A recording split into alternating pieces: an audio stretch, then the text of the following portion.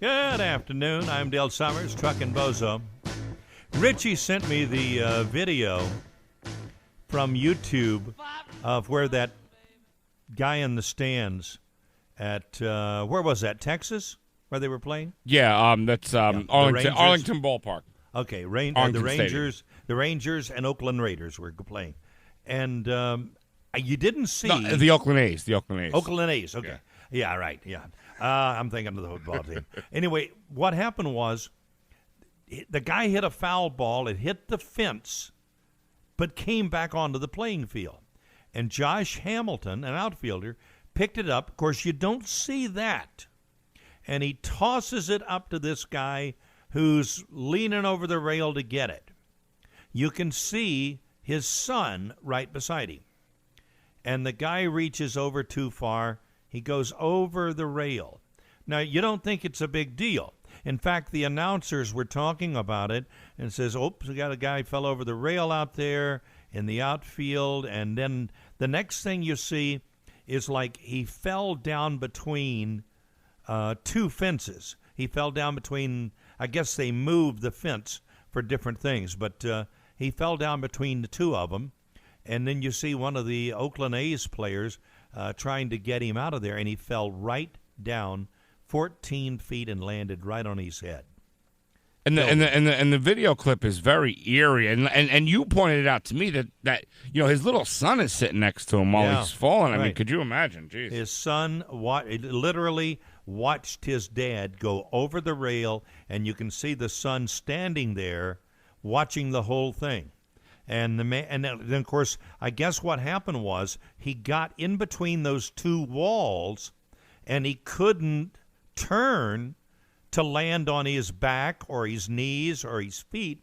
He just landed on his head, and I guess it probably killed him instantly. And I didn't realize it until you just said it right now, because the clip doesn't show what you just described. But right. I didn't realize I didn't realize the ball went back onto the field, and Josh Hamilton actually threw the ball back into the stands. I mean, What do you think? I mean, my God, I can't imagine what Josh Hamilton must be thinking after something like that. I wondered what happened last night, because they said on TV, and I was just walking through the living room, and they said, former Cincinnati Red player is having a bad time tonight.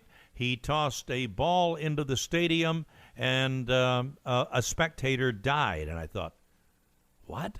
And I was going to watch the news, but then we got tied up doing some other things, and I didn't get to see it.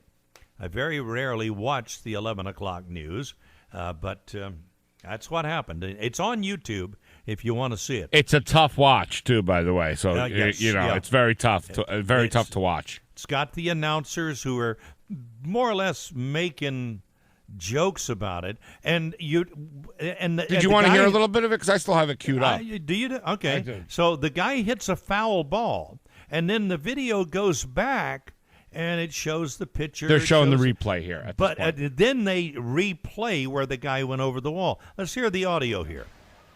Well, this is it. That's why there was time taken. Wow.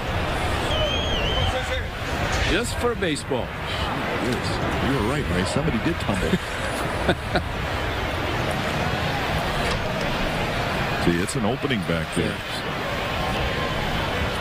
And what they're showing here at this point, Dale, is they're showing that gap in between the outfield stands and the outfield itself. What a lot of ballparks do, Dale, is they have that separation between the stands and the field, so the fans can't reach over and affect the ball while it's live. Right. Yeah.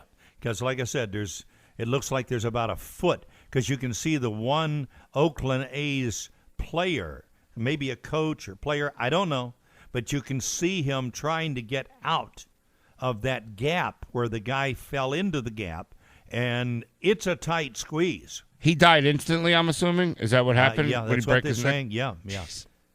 Fractured skull and a broken neck. And who was he with? Because I know he had the son with him. Was there anybody else other than the son there, like other family or friends there? Just the son. That's all it said. Jesus. Took his son to the ball game. I'm looking through the story here. I don't see any quotes from, because I'd be curious as to what Josh Hamilton had to say. Oh. I mean, not that I'm blaming Josh Hamilton, but I would love to hear what he had to say about this. But I've got a feeling now, with this happening, Bud Selig, I will probably send out a memo to all Major League Baseball teams.